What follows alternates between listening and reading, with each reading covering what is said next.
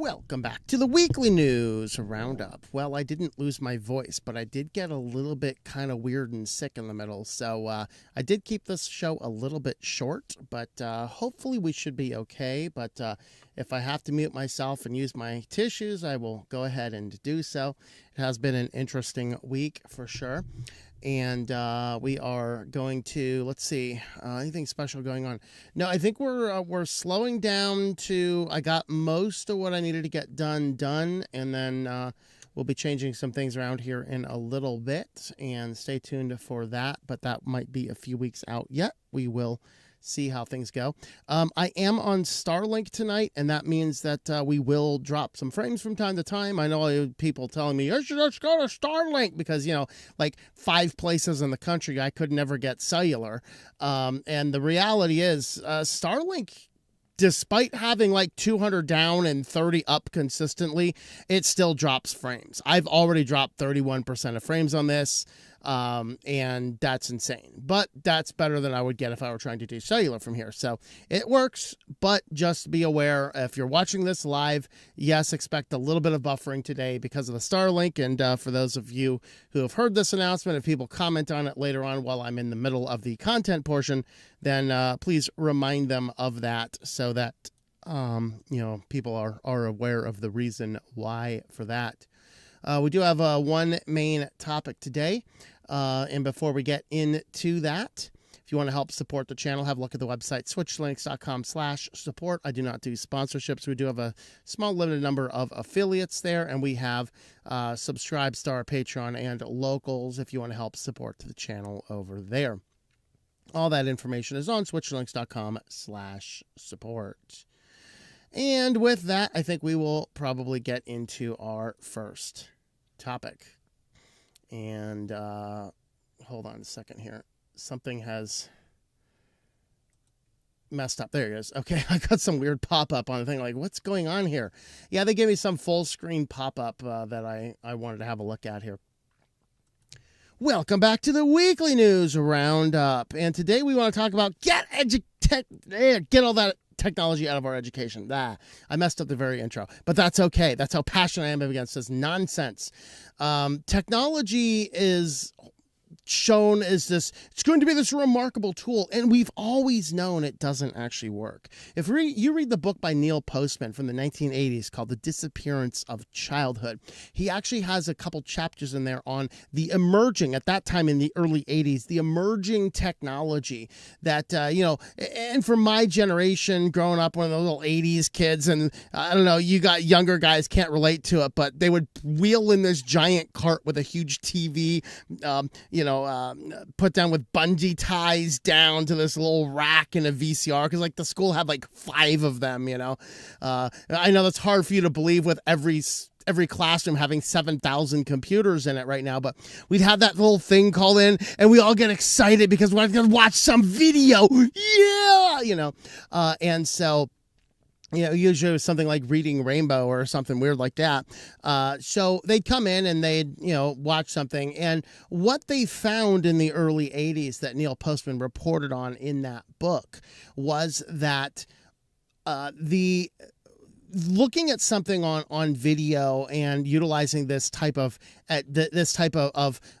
audio visual type approach, it gave you a great amount of familiarity, but it didn't actually give you understanding.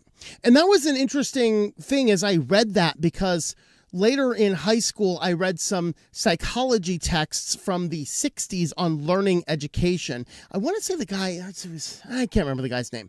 Really thin books. I found them in a used bookstore. I'm like, it was like the study applications of learning. And they were from like Harvard or something like that, Harvard, Yale, one of those big elite universities. And they were basically thin books, the endpoint of research on a decade of researching education and how education works. And where Neil Postman's work on that got to me is because in that book, they talked about the 3 basic layers of learning. And the first is a familiarity. And when you have a familiarity-based learning, you you can look at something and go, oh yeah, I know about that, because you are familiar with the concept. But if you were to ask to sit down and like write an essay on it, well, if you can write in the modern era because of all these computers, that would be shocking in and of itself. But even typing up an essay, well, I'm sorry, you could rely on ChatGPT now to give you the summary of the assignment. But if you were actually to sit down and write something without any help or any aids or any resources or anything else, how effectively could you actually get into that information? And they said a person with familiarity could look at something like an audio video, like, hey, we watched a video on whales today. And if you would sit down and write an essay on everything you learned, you would be staring at a blank piece of paper, because familiarity does not actually convey any form of education. Now, the next level was memorization. This is that simple regurgitation type stuff. Of course, in our zoology course in college, you know, we would memorize the phylum branch, and then we'd get in there, we'd turn the paper over, and we'd write it in our, just write it down really quickly when she handed us the paper, so that we didn't forget it. We've all been reciting it. It's basic memorization. Again, with memorization, you don't have a core understanding, but it does actually have a little bit better retention. So it's considered like that level 2 of academics. The third level is actual understanding. This is the ability to put everything together and to conceal and to create. And this is something that I learned late in high school, where I started to learn that all fields were interconnected. And if you excelled in one, you could actually take all levels of education and you could merge them all together. This is actually why I've been successful in life. This is why I finished my PhD before I was 30, why I went off into academics, and then I left there and I did some business stuff. And now I'm just entirely independent contractor because I like the flexibility. But the thing is that I recognize that all things learn together, so it allowed me to learn things really quickly, really fast in a number of different ways, because that book taught me that there's three different levels of understanding and learning material. And what we ultimately wanted to get to was that core understanding, which started with familiarity, and then you memorize individual facts, and then you start putting together the pieces and then projecting what the next pieces are. It is truly how AI works. It's fascinating because AI is just a predictive model. Based on the prior input, it predicts what the next best input is. And that's what true understanding is. Now, the challenge we have, and the reason we bring all this up, is because modern education, they want to try and fit all this technology into the classroom, thinking that the technology is what we need. And what we have actually found is that American spending per student skyrockets on the national average, yet our academic scores completely fall off a cliff. Now, different states have different things. It turns out that New Jersey has one of the lowest per student spending, but one of the highest academic scores in the country, whereas New York has like the absolute skyrocket. They spend like $80,000 or something crazy per student, and they have one of the lowest in the country.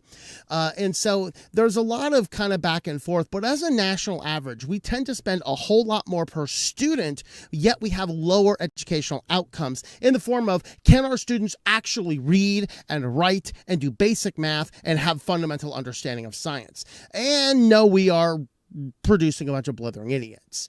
And the reason for this is because technology, which was supposed to be this magic arrow that just gave us absolutely everything. But the problem with technology is, going back to those early studies, is that technology only gives us a basic framework of familiarity. It does not give us understanding. It does not give us the memorization. It doesn't give us any of those building blocks that it takes to carry out.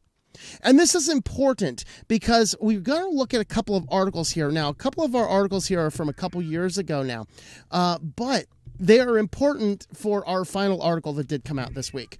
And pardon the senile cat. She's out there howling because she is pretty much losing her vision and everything. And I think she forgets where she is. And she goes howling out. So if you can hear her, my apologies for the kitty. If she gets close enough, I'll pet her, but she's still pretty far away back there. And she smells the kitty treats. Anyway, let's get back to this article here. So this is from November of 2024. This is an article from After Babel called "The EdTech Revolution Has Failed." And he kind of goes into smartphones and social media platforms swept into teens' lives in the early 2010s. Schools experienced their own digital revolution with one-to-one laptops, tablets, and iPads becoming staples in the classroom across the Western world. And I was a college professor right when this happened. In fact, my boss was an Apple fanboy, and he came in the day the iPad first came out. He went out and bought one, and he brought it in, and he's showing us all these things. It was a cool, like, wow, that's kind of cool. Now, I hate Apple, so I'm not buying one, but, ultimately I did buy an iPad too. But he first came out, and that was, I want to say it was 2008. Well, what happened is around 2008 to 2010, we had a trifecta of things which completely destroyed most of our society. It destroyed academics, it destroyed churches, it destroyed the interpersonal relationships. Those three things were, number one, we had the expansion of broadband internet. Prior to this, most people did not have always-on internet at home. You'd still have some form of dial-up. You'd have to go in. It's really slow internet. Now, what had happened around that 28 to 2010, probably starting around 2005, people would start to get cable modem or DSL. It would get a little bit faster. We're talking 3G levels, things that are laughably slow by today's standards, but they were tremendously fast back then.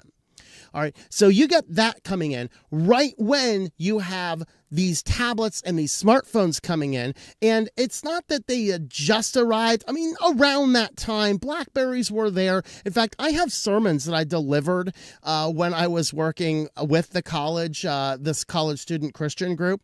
I had sermons where I referenced the BlackBerries because smartphones were not actually a thing yet. And that was, those were the times I was a professor watching this stuff unfold.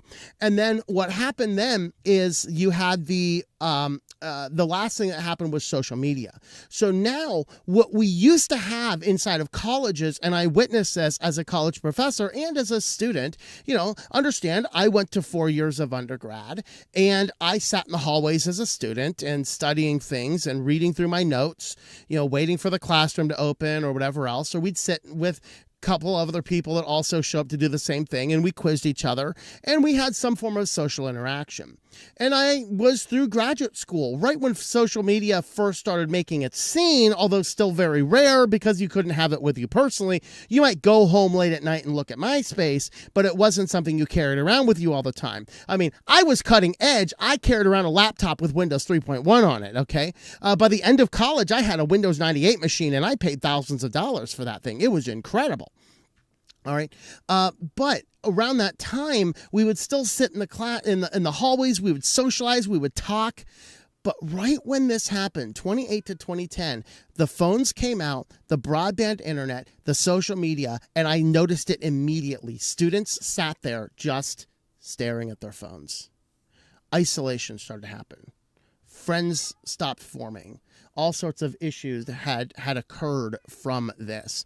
And so what ends up showing up right here that they're mentioning is that when these things happen, this is really when classrooms start to come in and become pervasive. Now, here's a chart looking at the global PISA test scores. I do not know what the PISA test score is.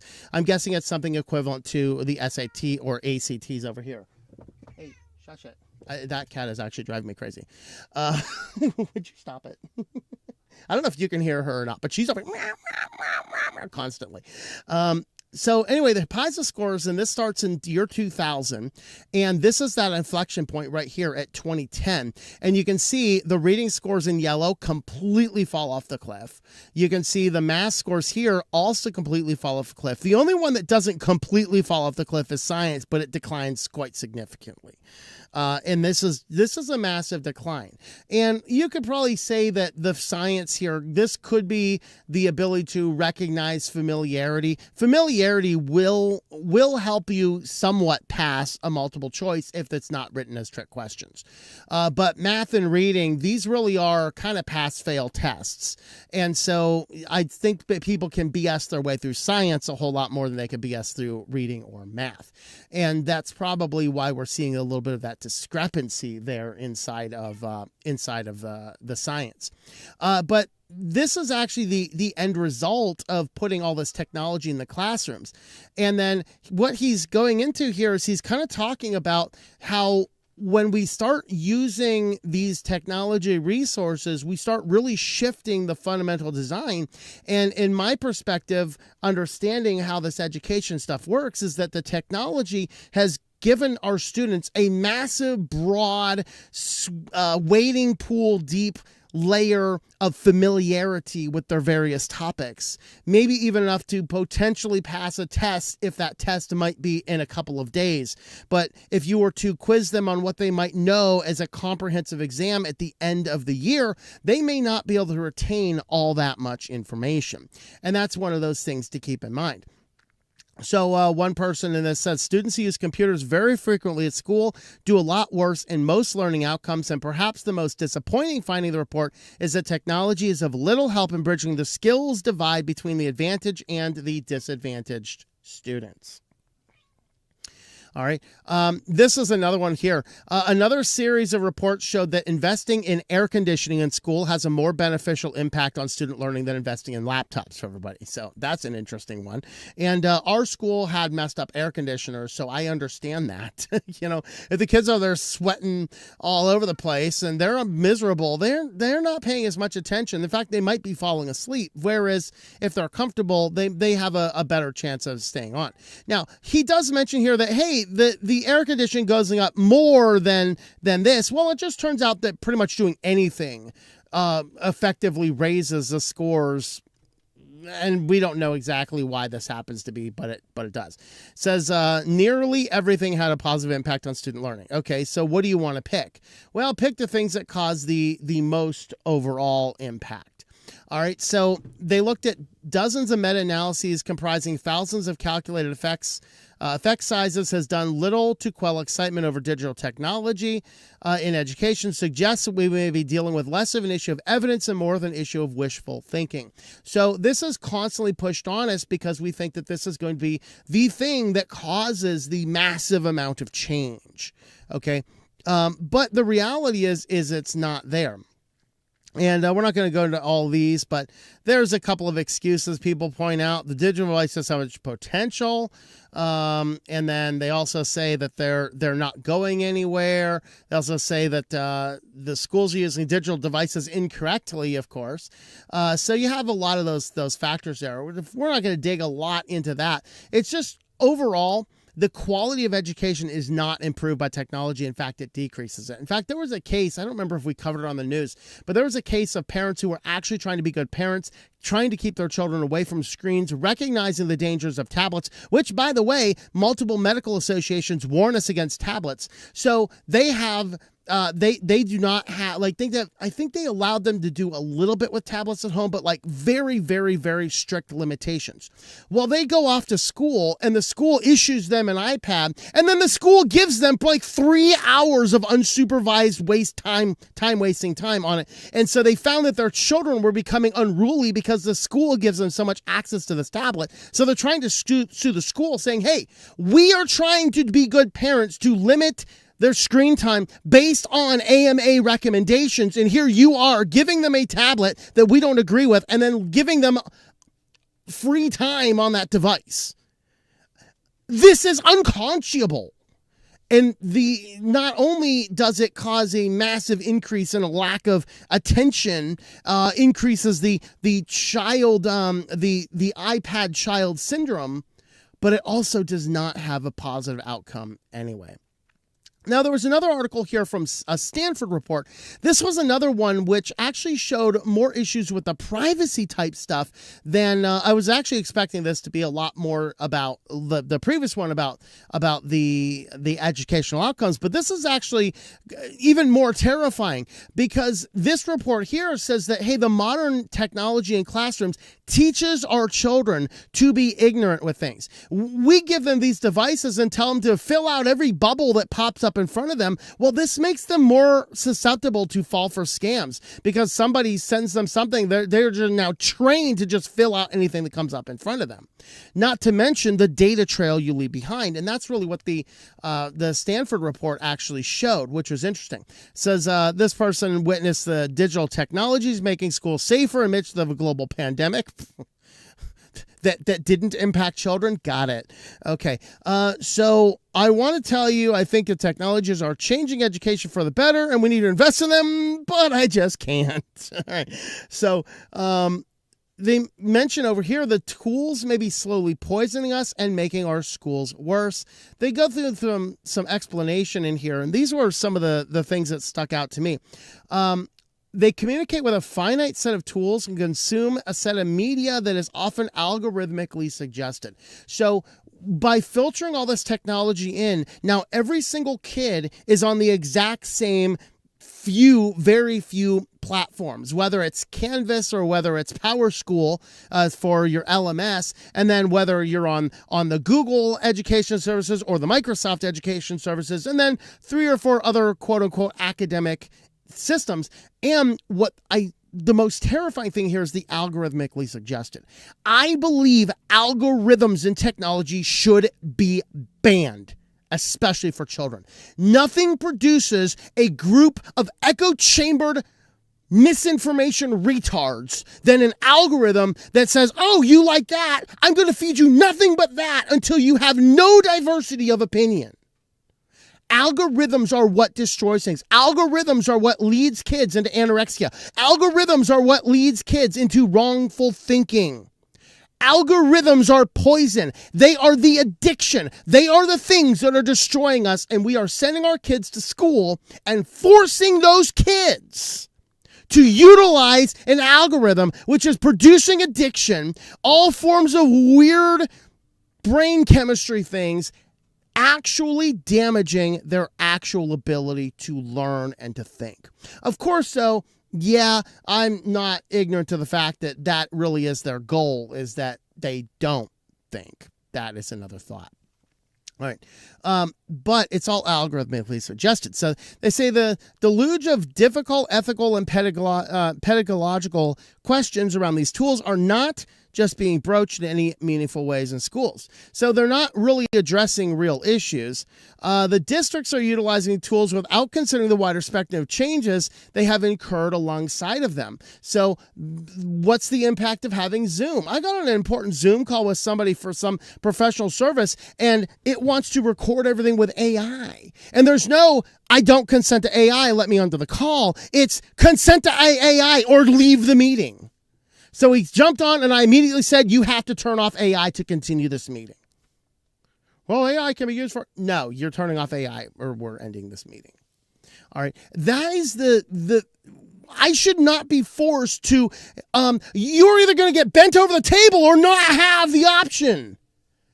No. Where is the I do not consent to your AI Zoom? Nope. And this is a professional setting that should not have even had the AI enabled to begin with. This is frustrating. This is deeply frustrating.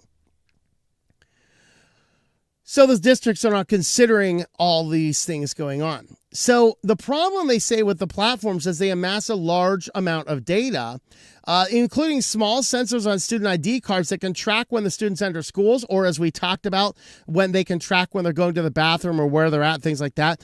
All the student data is being funneled out of the schools and into virtual black boxes of company databases.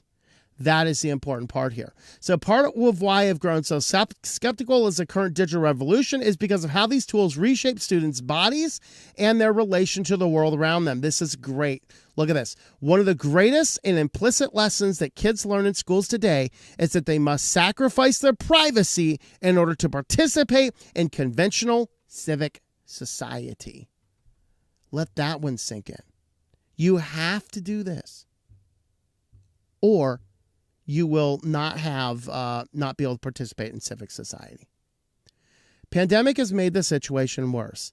At its beginning, some schools relied on software to track students' eye movements, ostensibly ensuring that kids were paying attention to the tasks at hand.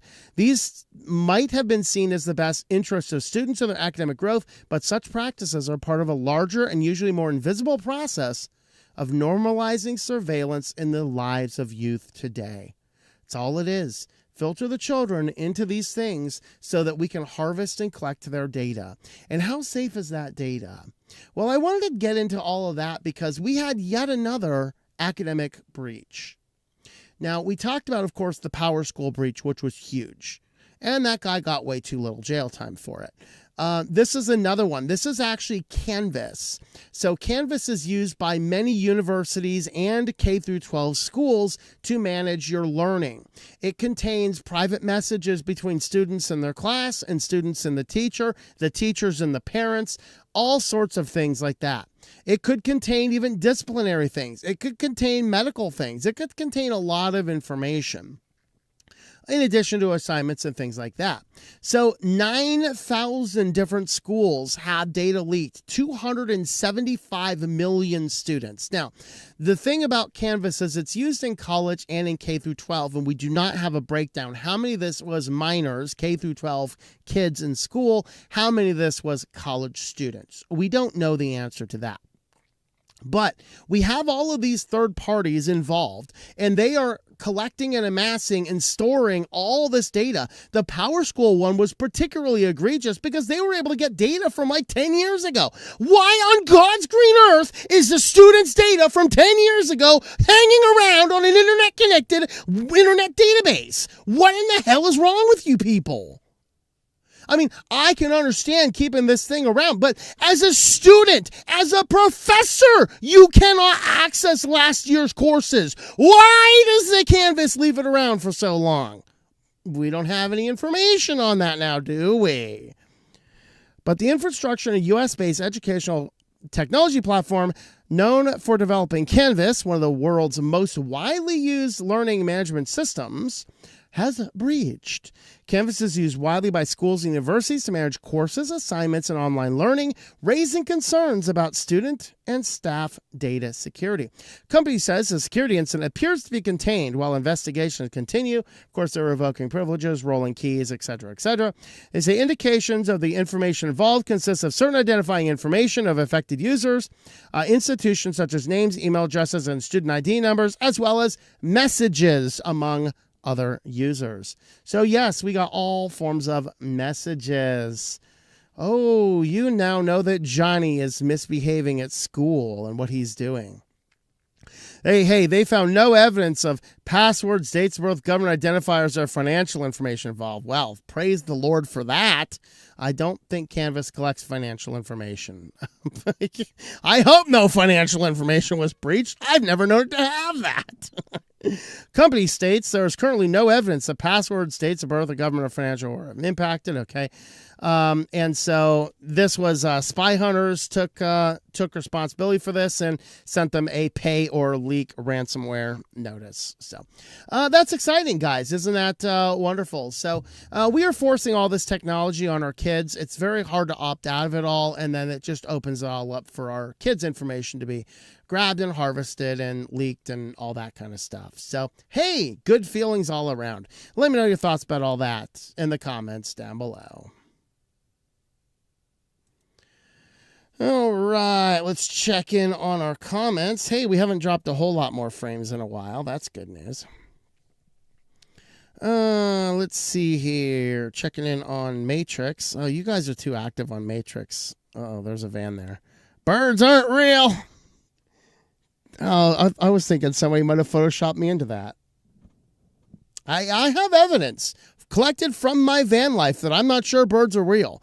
There was this bird that was kind of squawking at me in robot noises on the beach in Texas once. I think y'all got some crazy and weird stuff going on. Is this all like today? Did I miss today? Okay, if this is like 100 messages sending images back and forth just of today. Okay, there's today. I found it. All right.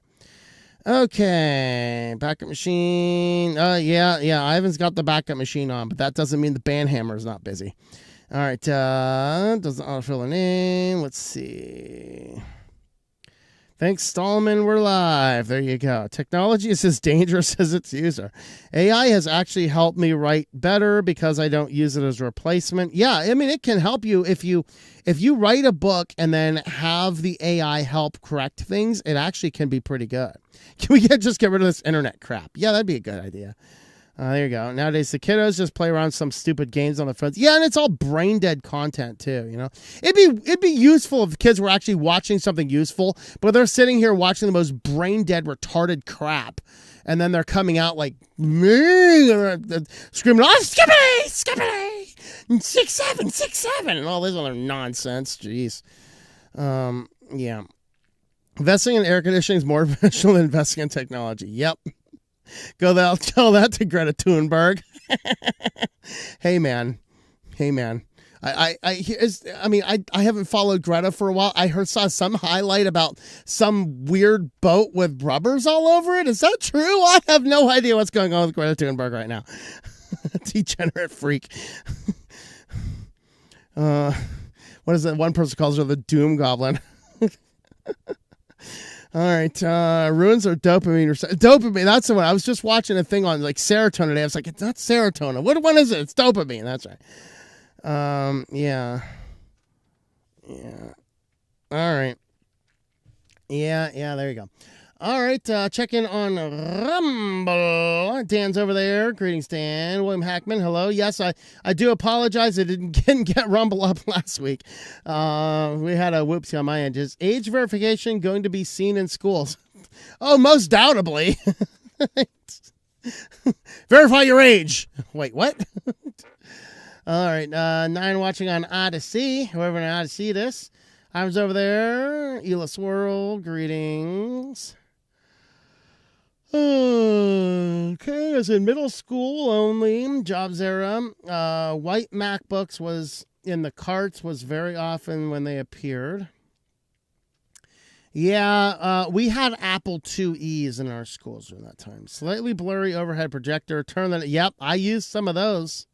I used those when I was teaching. They were fun. Overhead transparencies. I actually had a computer, but I brought the transparencies. We had one of those overhead projectors in the room in case the computer went wonky. First elementary school I went to, the class had 2 Apple IIe's in the lab. Oh, yeah, I remember those, yeah. Special kid got to use Neo 2, and I could use it to type text, and then when you're done, you can print what you typed. Yeah, there you go. Still dropping frames. Yeah. That's my apologies for that. Only 23 on YouTube. I don't know. Maybe they kicked off all the bots. Maybe people hate me these days. Who knows? Hit that like button if you're still here, I guess, right? Greetings, Mr. Sniper 2. Hello to you. Testing out the new ThinkPad. It's a Cyberdyne Systems Model T490. Picked up for $95, shipped off of eBay. Just need to upgrade the RAM from 8 to 24. Nice. When you find reasonable deal on RAM, good luck with that. Reasonable deal on RAM. Did those words just drip from your fingertips? Of course, it is DDR4, so you might be able to find it. And I got 16 gigs DDR4 for my streaming computer here for what? Only 200, I think. 150. It was 150, I think. On the headline topic, I think some tech in school is fine, just not the overuse of it. Early adopter of taking laptop school for taking notes and other work. Of course, I also carried a 100 megabyte parallel port zip drive in my backpack. Yeah. Hey man, I had ripped CDs and put like 4 or 5 CDs per zip disk. I was the awesome guy in college. Zip that zip disk in there, play me some Pink Floyd. Yeah. I love it. I like the ThinkPad Manjaro. Nice. The Chrome tabs open. So far, no slowdown. Very good. I think I'm moving all my system in Jar XFCE once it goes full Wayland support. All right. Come here, kitty. Come here. Are you done yelling? Huh? Are you done yelling? Huh? You want to see people? Want to speak in the microphone? Want to talk in the microphone? Want to talk in the microphone? It's like, no, I'm going to shut up now. All right.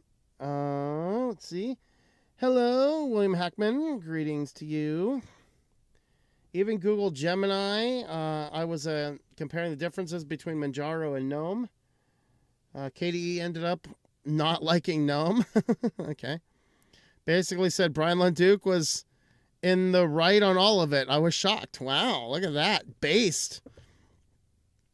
I already let my representatives know about the California OS level age verification law. There you go. Found myself in Linux more and more, and distro hopping is fun. There you go. Yep. Uh-oh. I think my thing did that weird stuff again, so I have no idea where I'm at.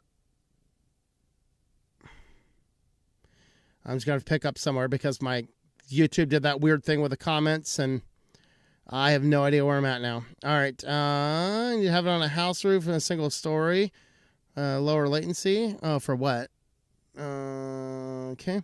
School had those TV trolleys in 2000, though I think by the time it was DVDs instead. Our high school, we got a renovation like, when was it? It was early 90s. We actually got Laserdisc players in all the classrooms. They were not forward thinking. Never had Starlink, but I've studied it. My ex had HughesNet where the dish needed to be aligned just right to work on the roof of her house. Yeah, HughesNet was definitely much slower, worse internet for sure.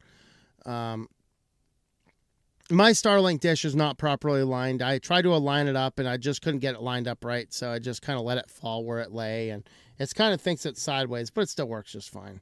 And it doesn't work any better if I take the time to align it anyway. So time we wheeled in the cart was when we needed to use one of the 2 Laserdisc players. Yeah. Started would work a lot better with all the satellites I've been sending to space. Now it still gives me some. I'm not dropping a ton of frames right now. It looks like it started dropping frames at the very beginning, but it kind of stopped. I'm kind of not seeing any more drop frames lately, but I think it needs to get connected and then it will eventually work a little bit better, but good evening. Let's see. Mark 8200, greetings. Human curiosity is the best algorithm sometimes. Yeah, there you go. What the hail? All hail the kitty. It's true. Air conditioning helps brain function. The brain works like a CPU. Overheating his brain is bad. Yep, absolutely. When I started school in 86, we had a whole classroom full of Apple IIe machines. Yeah. Missed the Alpha Smart series. There you go. Did you play that turtle rabbit thing where you had to type turtle on the keyboard to beat the rabbit in the race? Math Blasters, Number Munchers. How about Qbert? You guys play Qbert? Yeah. All you young guys are like, what the hell is this whole geezer talking about? Process of backing my data on DVD-R, flash drives, and hard drives eventually would go bad. Optical disc at least lasts a long time stored properly. Researching BIOS slurry and listening at the same time. Awesome. Yep. Can't the vet do a cataract surgery on the cat? Dude, this cat's already past the life expectancy of a cat. Like, I'm spending money on a cataract surgery. What do you think, kitty? Yeah. Yeah. Here you go, baby. There you go. I'll put you down there so I can start our next news section. All right. Number Munchers. Yeah. I think Number Munchers was very much like Qbert, wasn't it? I remember the name Number Munchers. I just don't remember playing it. We did Qbert a lot, so very much like it. All right. Well, I got to hit the start recording button before I start the next section, don't I? Welcome back to the Weekly News Roundup and the QuickLines edition. Of course, your right to print will not be infringed. That's right. California is doing an extraordinarily dystopian 3D printing law.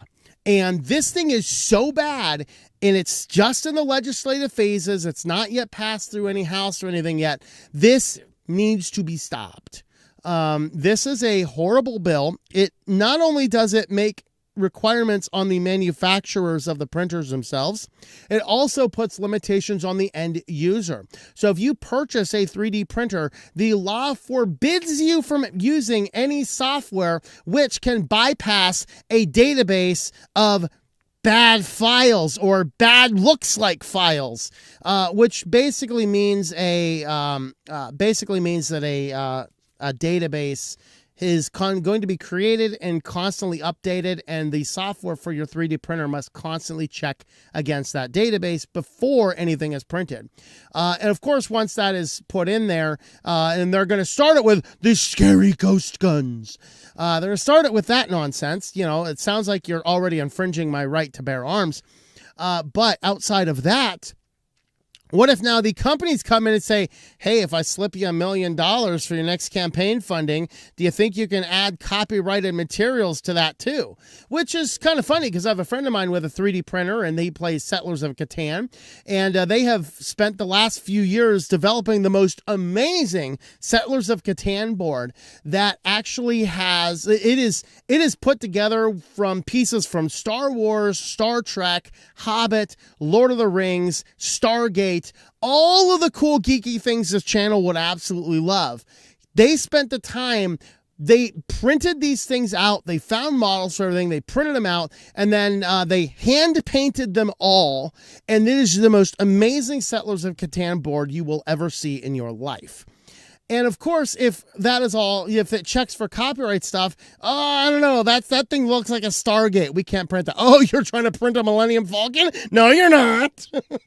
The mouse has a problem with that one, you know. And so once you start putting together the implications of this horrendous law, then we'll all see all sorts of weird potential circumstances. So it mandates sensor wear on all 3D printers, past, present, and future ones, which will bluntly block your speech as a user. Also criminalizes the use of open source alternatives. So if somebody comes out with an open source alternative and you flash that onto your 3D printer or onto the software controlling your 3D printer in the state of California, they are going to charge you criminally for that.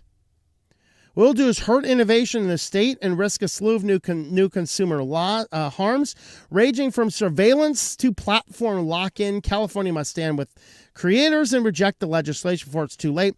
3D printing might evoke the images of props from blockbuster films, rapid prototyping, medical research, and even affordable parts, repair parts. Of course, we can't possibly do that. You have to send those parts into the manufacturer. Yet, for a growing number of legislators, the perceived threat of ghost guns is the reason to impose these restrictions. All right, so the bill is a gift for the biggest 3D manufacturers looking to adopt HP's approach to 2D printers, criminalizing, altering your printer's code, and locking you into their own ecosystem. That is what they are trying to do. What is in it? It criminalizes open source, reduces consumer choice, and creates a bureaucratic burden. It will make a misdemeanor for the owners of the devices to disable, deactivate, or otherwise circumvent the mandated algorithms. Manufacturers will lock users into first-party tools, parts, and consumables, like the resins and things that it uses. Manufacturers could force regular upgrade cycles through planned obsolescence by ceasing updates to printers' print blocking system, thereby taking the devices out of compliance and making them illegal for consumers to resell. The bill favors incumbent manufacturers over newer competitors and over interests of consumers, and retailers will feel the pinch, but the second-hand market will feel it most accurately. Resale is important property right for people to recoup costs and services as an important check on inflation of prices. Under the bill, such resale risks misdemeanor penalties. It requires the department to establish a database of banned blueprints that must also be blocked by these algorithms. The database and printer list must be continually maintained as new printer models are released and workarounds are discovered, requiring effort from both the DOJ and the printer manufacturers.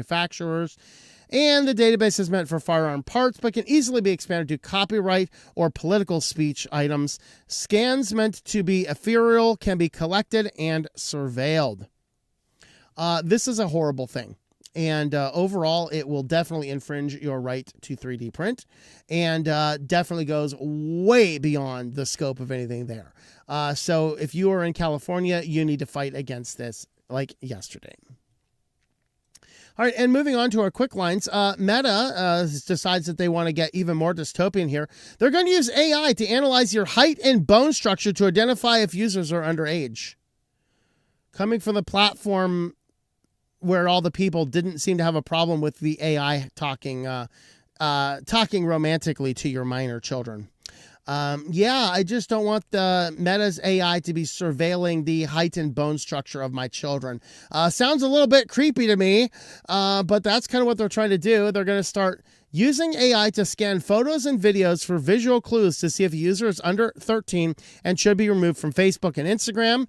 And of course, if they catch you, you will have to verify with your ID who you really are to stay on the platform. Otherwise, they delete your platform. That's nice. As AI looks in general themes, visual cues, for example, height and bone structure, to estimate someone's general age, it does not identify the specific person. Oh, sure it doesn't. By combining these visual insights with our analysis of text and interactions, we can significantly increase the number of underage accounts we identify and remove. Ooh, okay. So they include using AI to analyze entire profiles for context clues such as birthday celebrations or mentions of school grades. Company looks for these signals across different formats such as posts, comments, bios, captions, and more. If it determines a person to be underage, it will deactivate their account. The user will need to prove their age using the company's age verification process in order to prevent their account from being deleted. Oh, isn't that fun? So there you go. That's, yeah. Meta is analyzing the bone structure of your children. Blech. All right. Thousands of Facebook accounts stolen by phishing emails sent through Google. They were just trying to verify your age. Come on. But this is another case where a trusted Google service is used to send phishing codes to hijack Facebook accounts. So that's good. Attackers found a way to send phishing emails that come through Google, making them look legitimate at first glance. They're sent via Google's AppSheet platform, so they bypass the usual technical checks, and email filters treat them as trusted emails. But they're coming from Google asking about your Facebook account. So basically, they're going to be sending various forms of phishing accounts, but they land better in your inbox. So that's good. Vimeo had a data breach. Once again, third parties. This case here is not a huge issue. Mostly all they got was technical data and metadata on the video. So I mean, I don't want to see any breach. But as far as breaches go, this one's a no-brainer. The one thing it did get is 119,000 unique email addresses, occasionally accompanied by names. So if you're on Vimeo, you may have lost that information if you upload videos. Mostly, this is just through an analytics platform, and information in the analytics platform may have leaked out. So no video content, login credentials, payment data were exposed. Services were not disrupted. Vimeo disabled Anodot access, removed integrations, and engaged external security experts and notified law enforcement. So this had to do with the Anodot analytics platform that they had. So not a huge deal, but yeah, still something we do not want to see. Apple is now planning to create a Choose Your Own Adventure with iOS 27. Do you guys know Choose Your Own Adventures are coming back? Yeah, which is awesome. Maybe we can encourage kids to read if you're unfamiliar with that platform. I saw them. They're starting to make a comeback. You can find them in gaming stores. We can find your copy of Settlers of Catan. Ask if they have Choose Your Own Adventures. So these, if you were unfamiliar, like they were from our childhood. Come on. We loved them, right? You get the book, and then you read a page, and then you have to make a decision, and then you go to one of the other pages listed. And so it's really good because you could read the same book a dozen times and have a different read every single time. So it was kind of cool in that respect. And so, you know, this case here, it's Choose Your Own Misadventure because you're basically choosing which AI you would like to have overlord access to everything on your device. No word if we can choose nothing or if it will nag you if you do not choose something. I don't know about any of those, but we are actually getting the option. So it looks like what Apple is doing here is, since they really haven't been successful with their own AI, is they're basically going to be working affiliate deals, kind of like search engines do with browsers, right? And when you set up your device, you will have the option to choose which AI you want to work with, presumably give some access of codes, and then apparently Apple will probably be gaining some revenue or having a revenue share with that particular AI company. That's probably what's going to be out, although the details are not particularly well known yet. But effectively, it means that you could set up your Apple device to use any number of LLMs. Now, if you could use your own local LLM, that would be kind of cool. Of course, you'd have to have a local LLM, like you'd have to have an LLM that would be accessible via the internet, or having an always-on VPN to your own office in order to do that. And I don't see Apple integrating something like that, but you never know. They might surprise us. But it is basically their way to get in a cut of the AI while not choosing complete sides as to which one they are working with. Google Chrome is silently installing 4 gigabytes of AI onto your device without your knowledge or consent. In fact, if you delete said file, it will simply lean you over the desk and put it in again. All right. And so that really is what Google Chrome is up to. Now, some ordinary gamers looked at this, and he said he did not see this happen on his Linux machine, yay for Linux, but it did happen on his Mac machine. And who knows, maybe it didn't happen on the Linux machine because it didn't get rolled out there yet. Who knows? But basically, this is a 4 gigabyte AI model that's being downloaded onto everybody's device with Chrome. And it will show up under the, Opt Guide on Device model. And it will be a 4 gigabyte file called weights.bin. So it happens automatically when Chrome determines your device meets the hardware requirements. It does not ask for consent and sends no notification. So if you are on a limited internet connection, it might just kill your internet connection. I only have 5 gigabytes. Sorry, we're putting 4 of it right here. Thank you for your internet. All right. So if you discover the file and delete it, Chrome simply downloads it again. There is actually a way to go into the developer tools to stop it from doing that. You can, again, consult that Some Ordinary Gamer's video. He did a good breakdown of it, and I'm not going to repeat it all here. Just go check that out if you do have a need to use Chrome and don't want that AI nonsense on your computer. What's curious about it is that this is supposed to be something that would allow you to use, like if you go in and to the scanning methods, the default there just uses basic, hey, this doesn't look like blah, blah, blah, .xyz website, so you probably shouldn't go there. The highest tier, which is not disabled by default, utilizes AI to analyze if the sites you're going to are a threat or not. It doesn't even, that thing still uses Google's online AI, not the local one it just downloaded. So what's the local one doing? We don't really know yet. It's just downloading and hanging out and, maybe doing crazy things. I mean, it's just the seed of Skynet. Just don't worry about it. It's just 4 gigabytes. It's the seed of Skynet. Just fear not. It's just doing its own little thing in the corner. You might, in the words of Michael on E.T., I just don't want to wake up, on Mars or something surrounded by thousands of little squishy guys. 4 gigabytes is fine. Just give up the 4 gigabytes because you're not getting it back. It's just going to keep re-downloading. Of course, you can just do this amazing thing, delete Google Chrome and download a better browser. And there's tons to choose from. So, they mentioned, of course, rural users with bandwidth caps. Of course, I have 150 gig. No, I think I'm up to 300 now. I did have 150 on the old internet. I have 300 gigabytes now. Of course, on Starlink, we have 100. We only had 50 before. They gave us 100 now. So that's good. Distribution. This is funny. Of course, Google, save the planet. I'm sorry. I don't have that high-pitched voice right now in my voice. Save the planet. There it is. The distribution load would consume 240 gigawatt hours of energy and generate 60,000 tons equivalent of CO2. And that is not actually using the model. That's just downloading the stupid thing. Thank you for that calculation, Malwarebytes. That's useful information to throw it in their face of them. And so, yeah, it will keep coming back. You know, it's like Candy Crush. It just takes a lot more space. Delete Candy Crush. I don't want this crap. No, too bad. Pennsylvania is now jumping on to sue character.ai. This is actually the first time that an AI model is being sued for pretending to be a doctor.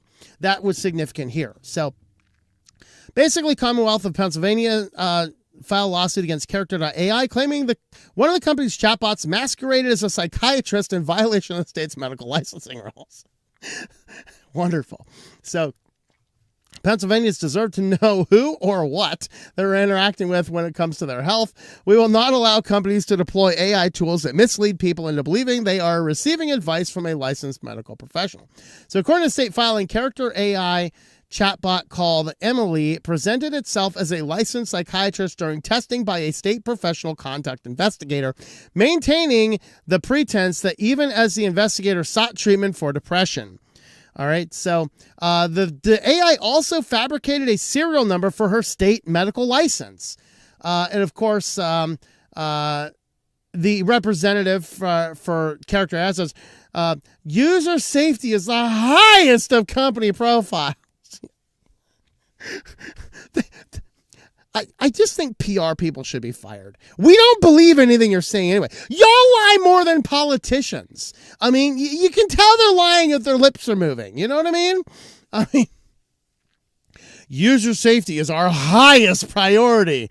Our AI will just pretend to be a psychiatrist and make up a number. Okay. So beyond that, they say, we've taken robust steps to make it clear, including our prominent disclaimers that every chat to remind users a character is not a real person and that everything character says should be treated as fiction. I don't know if you're going to get away with that disclaimer. I mean, you can come into my office. I'll tell you, hey, I'm not really licensed, but I'll tell you I'm licensed. I can treat your depression right now, you know. Yeah, but I'm going to try and treat your depression. But the AI will, and unfortunately it's sycophantic, so it's probably going to tell you everything you want to hear, which might mean it goads you into doing something that's really, really bad. So good for Pennsylvania on this one, I guess. And our last one under QuickLines, the RAM shortages. Actually, this is SSD and hard drive shortages. These are actually, they have contracts going out 5 years, which sounds really bad, but there's a little bit of good news in this, in that many of these companies have deals already set for 5 years, which means they are more comfortable in investing in the infrastructure to ramp up development. So we don't know exactly what this is going to mean. Now, by having contracts with big dealers, is this just data centers? Is this just big tech companies? Or does this also include big retailers? You know, individually, you can think Walmart and Best Buy, which you can still buy hard drives and things from. They may not be the best, but, you know, frankly, I've bought a lot of my hard drives from Walmart. I've not had a problem with them. I mean, they're all Western Digitals. Don't think I've had any of the SSDs fail. I think I've had one mechanical hard drive fail early. That was actually early on in the van, and basically I think the rattling in the van is what killed that. So I basically switched everything in the van to SSDs because of that, and since I've done that, I have not lost any. In fact, I have, in all of my time with SSDs, I've only ever lost, I think, 1 or 2 SSDs. So we don't know, is this Walmart buying them up? Is this some other retail distributor buying them up so they have stock? Or is this all data centers? That is a piece of information I would kind of like to know, but that is important information as we examine everything going on. So there's always that. But the 5-year contracts will actually be very beneficial for showing people that they can invest in the new factories, because they can't just like, hey, we're going to start a new factory next week. No, it takes a few years to get a new factory going, and with contracts going out 5 years, they will have the resources to do that. So that's actually potentially a good thing. And now we're going to transition on over to SillyVille. And we are going to start. Actually, I'm gonna move to this one first. I'm gonna give myself out of order here. I apologize. We have a couple of weird political things here, but they bear saying. Of course, being as that May the 4th was this week. May the 4th not be with these two weirdos. But this is, of course, Barack Obama and Mark Hamill, and they are talking on the May the 4th day about the Obama's presidential library, which actually looks like something out of Star Wars. And this video here, this might get me copyright claimed because it plays the light Star Wars theme back behind it all. And it's also extraordinarily cringeworthy. I will let you find the links in the description down below and go and watch these videos if you would like to see this cringe. But it's basically Barack Obama and Mark Hamill having this conversation about, you know, it's all about the hope and all this, blah, blah, blah, and all this. And it's an extraordinarily, this is, I mean, I haven't seen a discussion this cringy in a long time. And all this is over this new library, which looks like a Death Star. Are they planning to blow up something in Washington, D.C.? I don't know. It's kind of creepy. All right. So, and here's the look like the Galactic Empire himself, right? Of course, it's a whole center and whole campus, all that kind of stuff. So that's what Obama's been up to. They're calling it the most Reddit video ever. There you go. This now finally makes sense. Got it. Okay. Ted Cruz locating the Death Star in Chicago was a bold move. Okay. Dun, dun, dun, dun, dun, dun, dun, dun. And a word to Emperor Obama and his new apprentice. Don't be too proud of this technological terror you have constructed. All right. Can't breathe in this thing. All right. Well, if that wasn't enough for you, now the Secretary of War has to dismiss rumors that Iran is going to deploy kamikaze dolphins. And if it takes kamikaze dolphins to get the gas prices lower, I'm okay with it, okay? These gas prices are killing the van life for here. All right. I'm paying more for gas now in Pennsylvania than I paid in California. If it takes kamikaze dolphins to open up the strait and to lower the gas prices, I want kamikaze dolphins. But he does actually say here that he does not know anything about kamikaze dolphins. Are there still concerns about mines in the strait? And can you kind of clarify these reports of kamikaze dolphins that we've heard about? I haven't heard the kamikaze dolphin thing. It's like sharks with laser beams, right? The threshold of... Yeah, so he hasn't heard about the kamikaze dolphins, which if he's hiding information about the kamikaze dolphins, I gotta say they must be true. The rumors are true, folks. So there you go. There's the sharks with lasers. There you go. I guess that's from Austin Powers. I can't stand that movie. Here you go. Here's more proof of kamikaze dolphins right here. We got it. Yeah, and this guy here, this one here, he's a sniper. He's just going to take this dude out, right? U.S. Navy from the Persian Gulf. There you go. Isn't that great? And Marco Rubio is ready to serve in his next position. All right. So there you go. All right. Well, transitioning over to age verification, it turns out that if you put on one of those silly mustaches, maybe with the glasses, the nose, and the silly mustache, your kids can actually bypass the age verification checks. Oh, dear. So, yeah, kids are bypassing age verification with a fake mustache. They also found that a couple of other video games were allowing you to do it. Pointing their webcam at adult-looking characters in video games also tends to work. I was trying to find pictures of kids in the funny mustaches, but I was not actually able to find the photos. So there's always that. Now, this last one here, this was actually last week, and I missed it. I didn't see this until after we did the news on Friday last week. But your secret is in the sauce. Prego, yes, the spaghetti pasta company. Prego is now selling a $20 recording device complete with family prompting cards so that you can put the device on your kitchen table and use the prompt cards and have a conversation with your family so they can record your conversation, send it up to the cloud, and archive family conversations. I don't know what to say. I have not bought Prego pasta sauce that I'm aware of. And I think pushing something like this out, I am not inclined to buy Prego anytime soon. You want to record the phone conversations for archival purposes so that people of the future can hear what people talked about through artificial conversations generated on prompting cards. Yeah. Yeah, the Connection Keeper is a limited edition device made in partnership with StoryCorps. Nonprofit aims to record the conversations of everyday Americans. Seen inspired by Prego's pasta sauce lids, the puck-like recording device sits at the center of the table to record your conversations. It can also chime in with prompts to spark real dinner time conversations. Yeah, okay. You need to press a button on the top of the puck to record a conversation. There's no screen, no connectivity outside a USB port for charging or moving the conversations to a StoryCorps portal. It records in 16 gigabyte micro SD card, allowing for up to 8 hours of conversations. They say the portal is encrypted and offers full privacy controls, but there's currently no comprehensive rundown of how it'll work. Recordings will be accessible and shareable starting on May 4th. And may the 4th be with you. All right.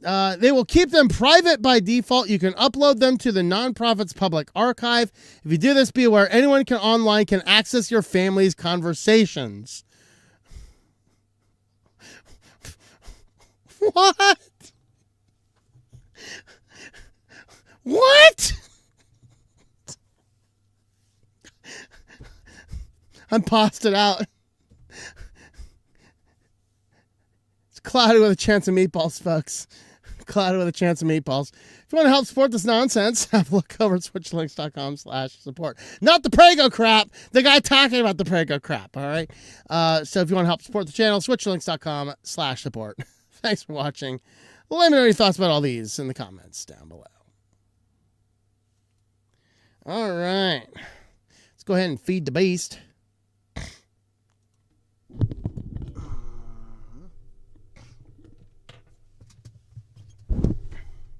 Hey, beast.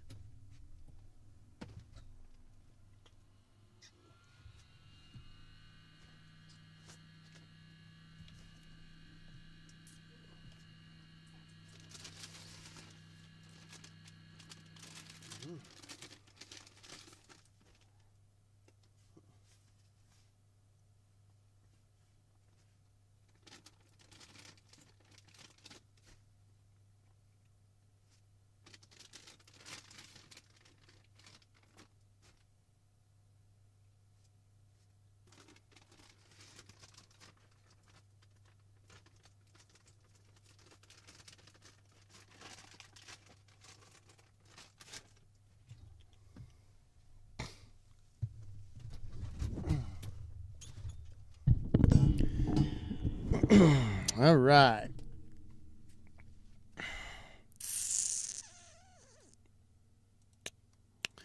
All righty. Let's see here. I already called my representative about the 3D printing bill anyway. Live in California, fight against the bill. Voting Republican to change California. Chad Bianco and Steve Hilton are the only candidates I want to make California a cheaper place to live. Yeah. Pika OS used there. All right. Very good.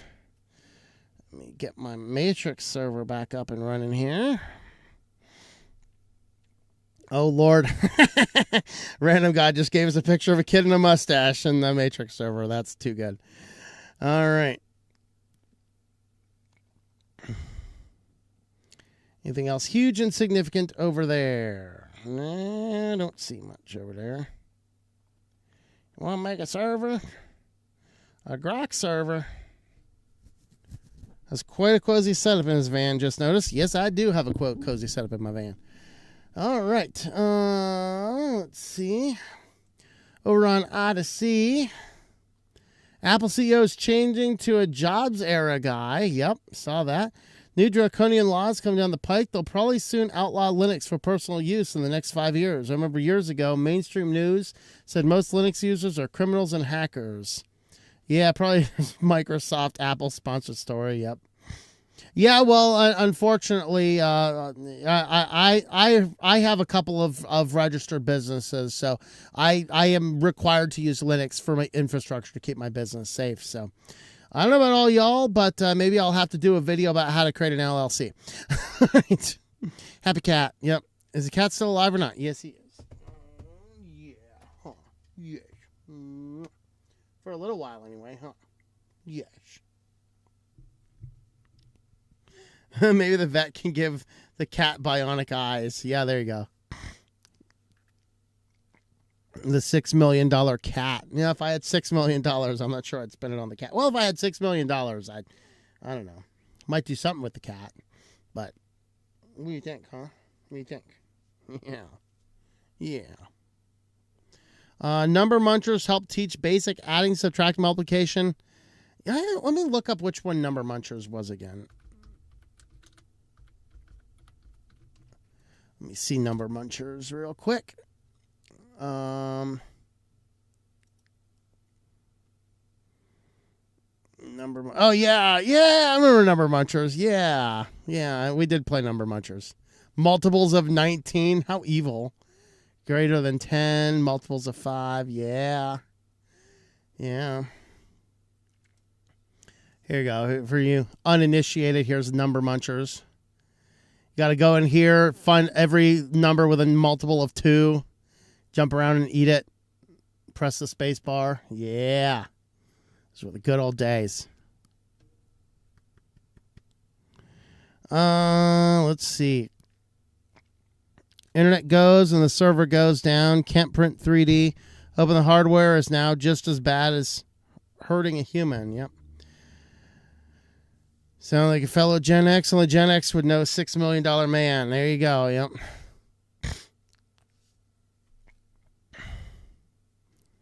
Someone from our generation would not the $6 Million Man. Let's see. Does 3D printer deal not go against the right of cell doctrine and 2A laws? Well, it's California, so they don't care about anything like that. What is Facebook? It's more like farce, but yes. Some we all farts used to use. That's right.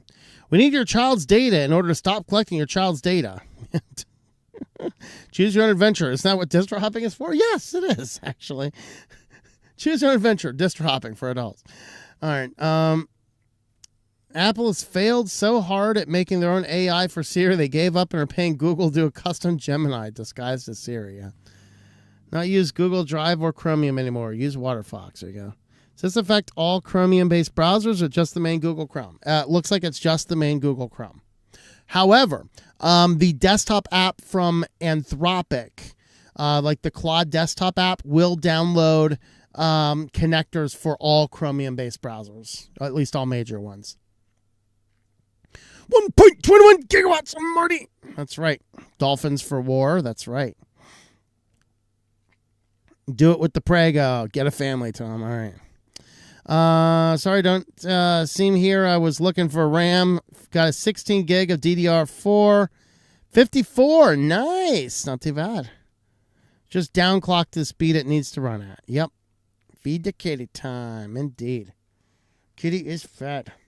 All right. I think we've gotten everywhere. Let's see. Calling representatives is the only way of fighting back against age verification. Use Brave Browser and Proton VPN. There you go. All right. And I think we hit the bottom of all the comments. So thanks for hanging out, everybody. We will catch you guys next time.